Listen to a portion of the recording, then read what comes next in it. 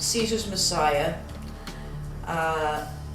and it's about Romans creating Christianity and writing the Gospels. Is it so? That's correct. The basic theory that the book presents and explores is that Christianity was an invention of a particular set of Roman Caesars, the Flavians, and that the Gospels were written by an intellectual circle that surrounded these Caesars, and that specifically that the Gospels contain a satire of Titus's military campaign through Judea, which ended with his destruction of the temple in 70 AD.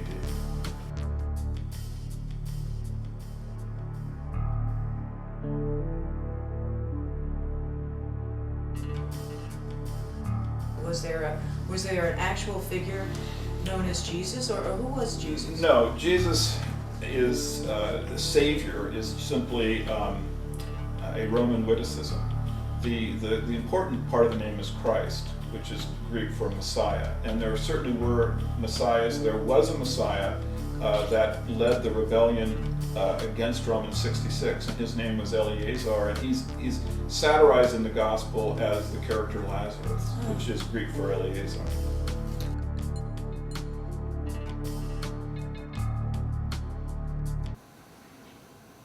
Hello, welcome to Rodeph Emet, pursuer of truth, and we're here on our next journey to explore the roots of anti-Semitism. We're here today with Mr. John Hudson. Mr. Hudson began working on the literary and structuralist analysis of biblical texts in 1975 as one of a group of English cultural anthropologists, including Edmund Leach and Mary Douglas. He was elected a fellow at the Royal Anthropological Institute in 1978 and is one of the pioneers of applied literary analysis as a field of social science. Over the last 30 years, he has used literary analysis, semiotics, media studies, and cognitive science in projects for some of the world's largest companies. He was formerly a visiting researcher at MIT and is now doing research at the University of Birmingham. For the last 2 years, he has also been a colleague of Joseph Atwill's and is working with him on several new books following on from Caesar's Messiah. Welcome. I'm glad to be here. Well, that's great. And I'd like you to tell us, please, where does literary analysis come from, and how does applied literary science enable you to reach the sorts of conclusions about Christianity that you have done? Sure. Well, the first real literary analyst for the Christian New Testament was somebody called Marcus. He lived about the year 300 of the Common Era, and he wrote a 15-volume critical commentary on the New Testament Gospels, which suggested that they were literary creations. For example, he suggested that the Gospel of Mark was modelled on Homer, and one of the pieces of evidence that he used was that in the Gospel of Mark, instead of calling the Gennesaret the Lake of Galilee, Mark calls it the Sea of Galilee, and he's inserted extra voyages on the water and made the storm more like a sea. So all of those things makes it more likely that he was actually using Homer. And of course the church was very threatened by Porphyry's work, and it was all burnt. We've only got a few fragments left that survive, but we've got enough to see what he was doing. He was showing that the Gospels are literary creations and not works of history. Well, so your work is in the same tradition? Yes, absolutely, very, very much so. I'm a social scientist, and social scientists look at literature. They do so by studying the structures. They look at how the texts were created and how they were edited, and how the social communities and political environments produced them, and how they relate intertextually to other documents. And then you look at how they were rewritten and how they were used by various power brokers. Texts aren't neutral things. They're always instruments of social power. So literary analysts and literary analysis never just looks at the surface. It always looks deep into the text and sees how the text is produced by people with an agenda. And if you then apply that to the Gospels, well, the winners write history, and the Romans were the winners of the Jewish war, and they wrote both the Gospels and the other New Testament texts. And they did so to reflect their own agendas and their own strategic ideologies and their own needs. And one of the reasons we have so many manuscripts of the Gospels, unlike other texts, is that the Romans wanted them to be widely available. If you look at the authentic Jewish documents of the period, the only ones that survive were the scrolls buried in the caves at Qumran, where the Romans couldn't get at them. So today, the Gospel texts are still being used, and they're being used in the same way that the Romans intended. They're being used to control, manipulate people, and stop them for thinking for themselves, and enabling them to obey their leaders. All the things that the Romans designed them for. Well, when you refer to the Romans, which Romans do you mean? Okay, let me backtrack a little. As you know, the Roman-Jewish War of 66 to 70 of the Common Era was fought by two generals, Vespasian and his son General Titus, and they used their success in the Middle East in order to rally popular support in Rome and stage a military coup after the year of the four emperors. And Vespasian became the first of the new dynasty of Flavian emperors, and he was then succeeded by his eldest son Titus, and then by his youngest son Domitian. And the problem that the Roman emperors had, that the Flavians had, in creating this new dynasty, was how to legitimate the dynasty by useful myths and propaganda. And in the case of their relationships with the Jews, they had to offer an alternative to the Jews, which would act as an alternative to the traditional Jewish stories. And they needed to trick them into worshipping a different sort of Messiah, a false literary Messiah, who would really be Caesar in disguise. Okay. Your literary analysis shows that the figure of Jesus is entirely a literary creation, but isn't Jesus mentioned in the Talmud? And in the 19th century, didn't the Jewish scholar Geiger claim that Jesus could have been an early rabbi? Yes, he did indeed. Yes, you're right. The Romans wanted people to believe there was a historical Jesus. That was their whole intention, to trick and deceive the Jews into accepting their imitation, pro-Roman version of the Torah.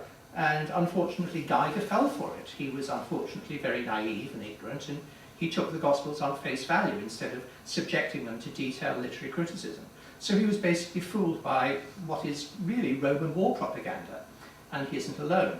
And as for the Talmud, that was really written 200 years later, so that alone makes it really not something that comes in as evidence. But traditionally, Jews have always argued, for instance in the disputations in the 13th and 14th centuries, that the texts of the Talmud refer to somebody else when they refer to Jesus, and that's the view I take as well. So, is there any historical evidence at all for the existence of Jesus? If you're talking about the figure of the Jesus figure as described in the Gospels, there is absolutely no independent historical or archaeological evidence whatsoever for that figure.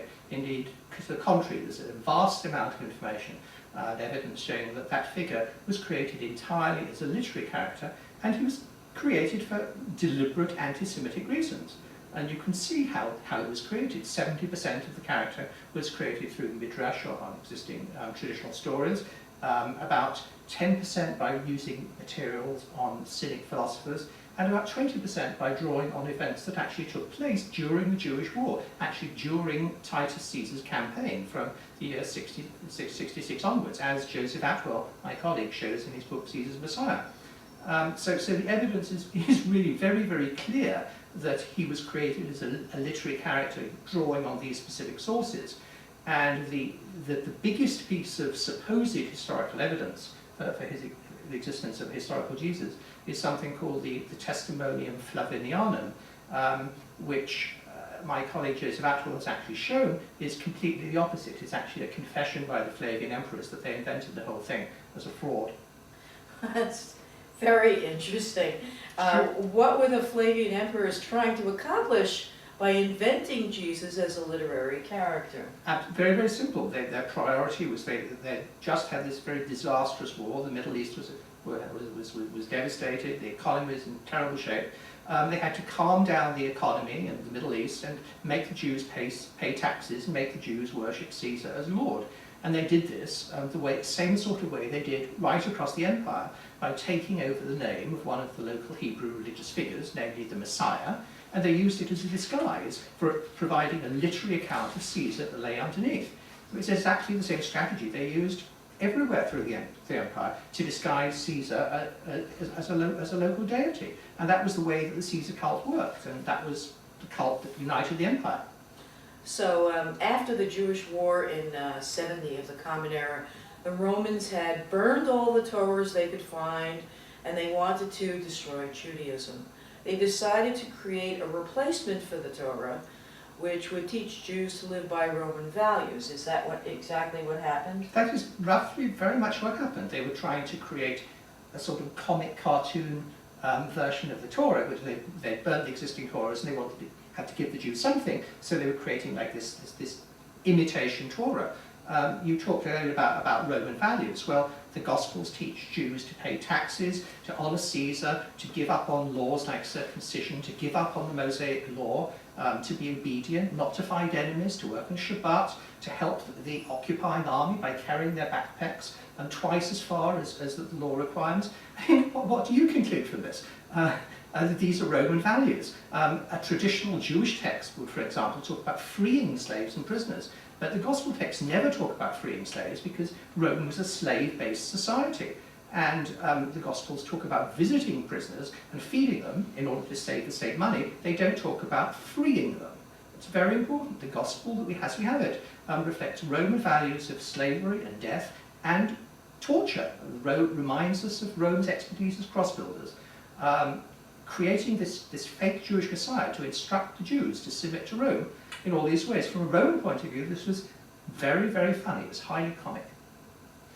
Well, why were the Romans replacing the Torah with a gospel, and why did they call it by that name? Why did they call it by the gospel? Well, they couldn't call it Torah, could they? They had to pretend. So the word gospel in Greek is evangelion, and it means literally good news of military victory. And nobody has been able to explain this. People have tried all sorts of reasons for the last 2,000 years. But now the reason is very obvious. As my colleague Joe Atwill, his book Caesar Messiah, shows, that the key 11 or 12 events in the life of Jesus are literary satires of events that really took place, but they took place in the lives of Titus Caesar, and they are battles in which the Jews actually lost. So the good news of military victory refers to the fact that the Romans won those battles over the Jews and created these literary satires, and have now created this way of humiliating the Jews by educating them to believe that the battles in which they've been defeated are good news. Now, this will sound strange, but this is what the Romans thought about revenge. The playwright and philosopher Seneca writes about it. The Romans were determined that the Gospels would humiliate the Jews and force them to accept a fake version of their own history. It was part of the Roman takeover of Jewish culture. That's what it was. And the reason why it was done so covertly? Because the Romans had tried for 100 years to explicitly to get Jews to worship Caesar. As you know, they tried everything.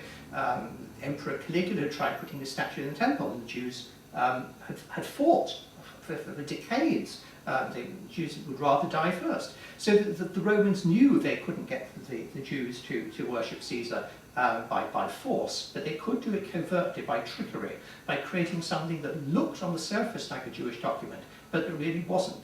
So it was a way of tricking the Jews into accepting these teachings by making the Gospel appear to be the genuine record of a historic religious leader 40 years before.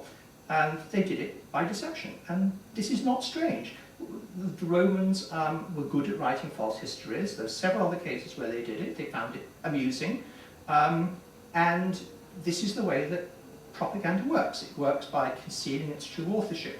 And if we look around even today, the world is full of propaganda, and the Gospels are fake news and fake history. They're just 2,000 years old.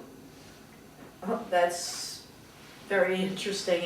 So how did the Romans create a replacement Torah? Okay, so getting into the detail. Well, the first version that the Romans created is something we know as the Gospel of Matthew, and this is the largest book of the Christian New Testament. There is something that Bible scholars call the two-document hypothesis, which has been really great work done by Professor Peabody and the International Institute for Gospel Studies. And according to them, which I agree with, this was the first of the Gospels to be written. I agree with that, even though there was an earlier draft as well. Okay, what is the draft version of it then? Well, there is actually this draft called the Gospel of Peter that not many people know about, but it was clearly set at the time of the last days of Jerusalem, because Jerusalem is burning in the background. But it's also clearly not historic. It's a fantastic satire, because there's a mile-high cross with, which goes up into the clouds and which follows people around. I mean, this is a fantasy. This is fantasy literature. But then the Romans decided to make it more realistic instead. Okay, so what is the Gospel of Matthew exactly, and how was it composed? Okay, well, in my view, the Gospel of Matthew is the most anti-Semitic document probably ever written, because it was written as a comic parody of the Torah. And we know that it was written as a replacement Torah for two things. Firstly, because of its content, and secondly, because of its structure. Both of these things show that it was not written as history, but as a literary parody. Which would you like to deal with first? Okay, well, let's start with Matthew's structure. You gave a technical talk at the Society of Biblical Literature a couple of years ago, announcing your new discovery of the structure of Matthew. Can you just give us an overview of what you have found? Okay, well, it's hard to be simple about something so very complicated, but it's long been known for many years that the Gospel of Matthew is divided into 5 books, just like the books of the Torah. It starts with an account like that of Genesis, then goes on to an account like that of Exodus, and another like Numbers, and then the bulk of the Gospel is like the book of Deuteronomy, and then concludes with a piece that is like Leviticus. So it's very like the Torah, except that the order of the books is different. Now my work has been to point out some unrecognized features that finally prove that the Romans have written it as a deliberate parody. We can look through some examples if you'd like. Okay, let's take Devarim or Deuteronomy. In what way was Matthew based on that? Okay, well the whole central part of the Gospel of Matthew is like a parody of Deuteronomy, the Sefer Devarim, from its initial phrase, "These are the words." This is similar to Matthew's initial phrase in chapter 4, verse 17, "From that time forth Jesus began to say these words." And like the 5 speeches by Moses in Deuteronomy, it's organised around a series of 5 great teachings given on a mountain. Surprise, surprise. Each of which concludes with a very formal rhetorical ending, just like Deuteronomy. So it's very clear. Okay, so then the last part of Matthew is based, you say, on Vayikra, the book of Leviticus. Yes, this was all, like all of them, this was also a literary parody. My great teacher, English anthropologist Mary Douglas, has shown in her book on Leviticus that the different chapters move in succession around the walls of the courtyard of the tabernacle before approaching the ark. And there are 2 episodes of blasphemy, one of the sons of Aaron in front of the door, and the other account of the blasphemer in front of the curtain in chapter 24. Well, just coincidentally, the last part of Matthew moves around the temple in exactly the same way, and Jesus is twice accused of blasphemy at exactly the equivalent places in front of the 2 entranceways. So this is absolute proof. The entire account is a literary anti-Semitic joke. It's a parody. Well, of all of these similarities in structure, certainly seem to show that the Gospel of Matthew was written as a comic imitation of the Torah. And are you saying there are similarities in content as well? Can you give an example? Yes, of course, yes. I'm happy to give you some examples of content. Perhaps the best example is of course, Moses. Just a very good book on this by Dale Allison. The writer of the Gospels took the key events in the life of Moses, as described in the Torah, and created satirical equivalents to appear in this fictional life of Jesus. And the sequence even appears in exactly the same order, so you can tell that's how it was created. But what they then did was take another dozen events from the life of the Emperor Titus in his campaigns in Judea, and added those in as well to show who the true Saviour of Israel was. That's very interesting. So that is the Gospel of Matthew, and you've shown that it's all a fake version of the Torah. But what about the other Gospels, like Mark and Luke? Okay, well, these are the Synoptic Gospels. These are also literary creations. They're not independent documents. What they are is they're rewritings of Matthew based on different literary models. So, for example, Mark is a rewriting of the Gospel of Matthew that uses the conventions of Homer to make it look like a Greek epic. You mean like the Iliad? And Yes, that's right. It's directly based on that, and there's a lot of work done this by Professor McDonald in California. And then Luke is again based on Matthew, but rewritten according to the conventions of a Roman epic, namely Virgil, using the Aeneid. So both of these things were rewritings of Matthew according to different classical models. And they were written in this way so that, taken together, you had Matthew as a Jewish epic, and then you had a Greek and Roman epic as well, with 3 different versions. Okay, well, we've talked so far about the Gospels at a top level. Now I want to get into much more detail on 2 particular bits of the Gospel story that most Jews wonder about. The first question is whether the Gospel presents Jesus as an equivalent to the Akedah, which is the binding of Isaac. Sure. Well, of course, the Akedah appears in the Torah in Genesis 22, and originally, when Matthew was written, and when the passage about the baptism was written, there was nothing about the Akedah in it. The Romans didn't include it first time round. But then, when they rewrote it, when Mark rewrote the 2nd edition, Mark does remodel Matthew's story of the wilderness to provide a version of the Akedah, and get into some very technical detail if you want. Okay. In Matthew's original account of the baptism, there's a voice and the heaven are described as opening, but Mark doesn't use the word opening, instead he uses the word splitting, schizo. Then he adds in the words, and it happened, to begin the story, and he tells the reader specifically that Jesus saw the splitting of the heavens. And the reason Mark does this is he's taken the words straight from the Greek, from the Septuagint, straight from the story of the Akedah. So he is deliberately creating it as a parody, because that account in the Septuagint also begins with these words, and it happened, and describes Abraham who split the wood for the fire, and a voice called out from heaven, and the place was named The Lord Will See. So Mark is creating several different parallels in order to present Jesus as a replacement for Isaac. Sorry, what was the second question? Okay, and you've just described how the baptism story in Mark's Gospel was rewritten as sort of a parody of the Akedah. Many Jews will want to know whether the account of the crucifixion of Jesus was also created as a literary parallel to the Akedah.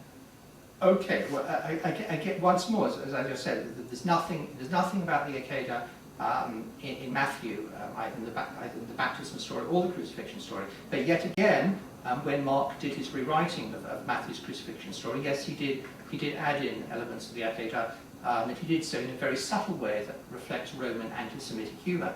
As you know very well, in the Torah, of course, Isaac had 2 sons. We had Esau, the red-haired, and Jacob, who was Israel, the soldier of God. And you remember how Isaac obviously carries the wood to the altar. Well, in Matthew's crucifixion account, there was a man who carried the wood of the cross, and he's called Simon. So this act of carrying wood makes Simon a little bit like Isaac. But the author of Mark then makes him even more like Isaac by giving him a son, Rufus, the red-haired, and another, Alexander, which means protector of mankind. It's all in Mark 21. Mark 15:21, and this is Roman humour, since these just happen to be the names of Roman generals. And during the Jewish War, Rufus was the Roman general who helped crucify the true Jewish Messiah, and Tiberius Alexander was the other general who crucified the sons of the freedom fighter Judas. So the Roman generals who crucified the Jews are being given cameo appearances in this rewriting the epic as Esau and Jacob Israel. Instead of featuring Israel, the soldier of God, the Gospel features Tiberius Alexander, the Roman general, who was known for slaughtering Jews in Alexandria. The Romans must have thought this was hilariously funny. This is why they're the most anti-Semitic documents.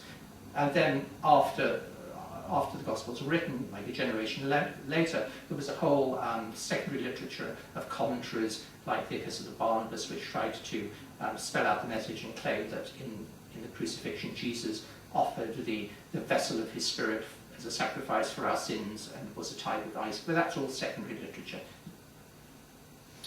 Well, so now that it's been discovered what the Gospels really are, what should Jews be doing about it? Well, that's not really for me to say, but what I can say is that now that we know that the Gospels are a comic parody of Judaism, and of created by the man who destroyed Jerusalem to make people worship him in a concealed Caesar cult. I mean, can we just stand by and do nothing? And it's the religion that the Emperor Titus has created continues to devastate our world, 2,000 years later. And I believe that we all have the ethical and moral responsibility to learn how to read these ancient texts and to understand what they are, and to use our modern media, like you're doing on this program, to make sure that the truth is known to prevent further damage to our world. So what do you have to do? Well, go study, ask questions, teach the truth. Well, that's a very, very powerful statement. Do you think that the recent alliances that the Jews have made with many Christian movements will deteriorate as a result of this knowledge? Again, it's not for me to say. I mean, I hope that the Jews and Christians together will study these ancient texts intelligently and come to a decision what to do with them that's not based on ignorantly misinterpreting Roman war propaganda. Well, thank you really very, very much, and I'm glad you could join us today. And for those of you who are interested in this subject, you're welcome to write to me at Rodeph Emet at yahoo.com. That's my email address. And I'd like to thank you all for joining us to watch and listen to Rodeph Emet, Pursuer of Truth. And we look forward to another interview with other people next time, and I invite scholars to explore this issue and to learn also. I think it's a very important thing. So thank you for joining us. This is Bracha bat Yosef, and Shalom.